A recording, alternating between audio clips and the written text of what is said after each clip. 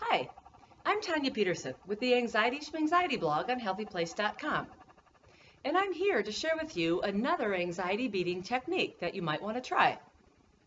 I call this one, let your brain rest. With anxiety, our brains never get a chance to rest. Day and night, no matter where we are or what we're doing, it seems that our brains are always looking for things to be anxious about. Past, present, future. Again, we worry, we have those fears, what if? What if this happens? What if that happens? I should have done this, I should have done that. Should I have said this? What is going to happen if? It just races and races and races constantly. Our minds get exhausted. Our entire being is exhausted because of this. What our mind really needs is a rest.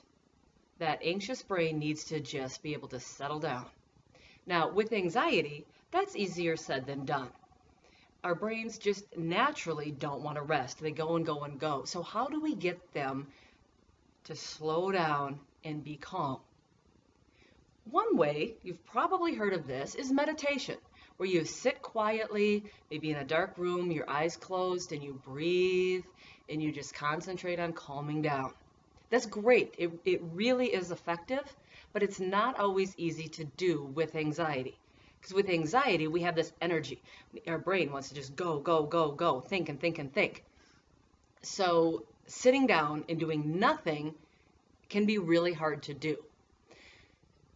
But an alternative to get that brain to rest is doing some sort of activity that doesn't require a lot of effort, a lot of thinking, because if you're thinking actively, naturally that brain is going to go to anxious thinking.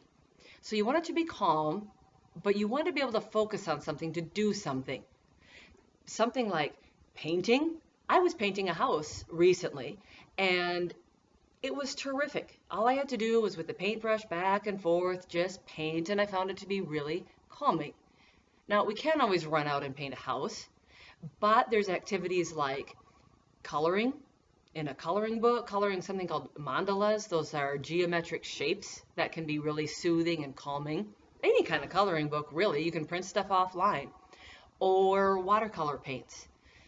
Play-Doh, just squishing it over and over and over. What these things do, they're calming, they don't require a lot of thought, they're very rhythmic, and they soothe that brain. But there's something going on. Your brain can focus on something. It can do something.